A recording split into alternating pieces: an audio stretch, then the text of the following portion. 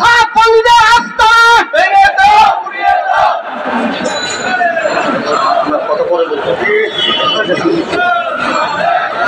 আলহামদুলিল্লাহ, আমরা আজকে একটা অন্তিম কালে এখানে একত্রিত হয়েছি। ভারতন্ত্র হৃদয়ের সাথে বলতে হয়, বাংলাদেশের ইতিহাসে আমাদের বাইতুল মুকাররম মসজিদের বর্তমান যে খতিব আমাদের মাননীয় ধর্ম উপদেষ্টা বলেছেন যে আমি একজন দরবেশকে বাংলাদেশের খতিব বানিয়েছি, ঠিক না ঠিক? আজকে এই সাতপন্থী বেয়াদবেরা কত তুষ্টতা দেখিয়েছে আমাদের বাংলাদেশের শীর্ষস্থানীয় আলেমদের নামে, তারা মিথ্যা মামলা দিয়েছে, ঠিক না ঠিক? বাংলাদেশের ইতিহাসে তাদের মতো এত লক্ষণজনক ঘটনা কোন ধরনের ইহুদি নাসারাই পর্যন্ত করতে পারে নাই, ঠিক না ঠিক? কোন বেদাতিয়া করতে পারে নাই, কোন ভণ্ডরা করতে পারে নাই। আমরা আজকে এই প্রতিবাদ সমাবেশ থেকে স্পষ্ট ভাষায় জানিয়ে দিতে চাই, অনতিবিলম্বে বাংলাদেশ থেকে এই সাদিয়ানি লীগকে নিষিদ্ধ করতে হবে, ঠিক না ঠিক? এরা কোন তাবলীগ জামাতের সাথে কোন সম্পর্ক নাই, এরা একটি সন্ত্রাসী উগ্রপন্থী গোষ্ঠী। আজকে এই 53 বছরে বাংলাদেশে কখনো এরকম নির্যাতন হয় নাই যে ধরনের নির্যাতিত তারা 18 সালে টঙ্গী ইস্তেমার ময়দানে হয়েছে, ঠিক না রেখে?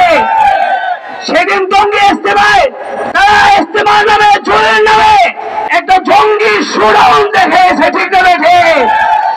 আজকে যদি আমাদের অন্তর্বর্তী সরকার তাদের সুবত দেওয়া হয় যে অন্তর্বর্তী সরকার এদেশে আসার পর থেকে একের পর এক যে শেখ হাসিনা দোসর মোদী সরকারের দোসররা এই বাংলাদেশের পরিস্থিতিকে অশান্ত করার জন্য তারা বিভিন্ন রকমের পায়তারা চালাচ্ছে, তারই একটা এজেন্ডা এই সাদিয়া লীগ এই বাংলাদেশে কায়েম করতে চায়, ঠিক না রেখে?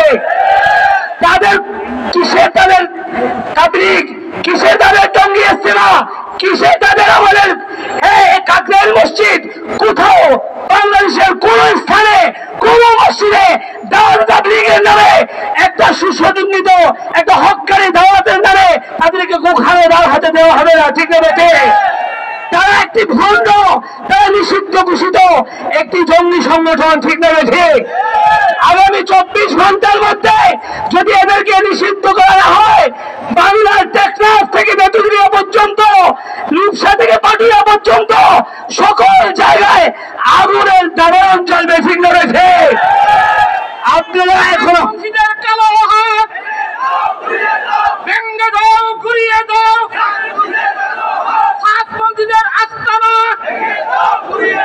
এই বাংলায় থাকবে না।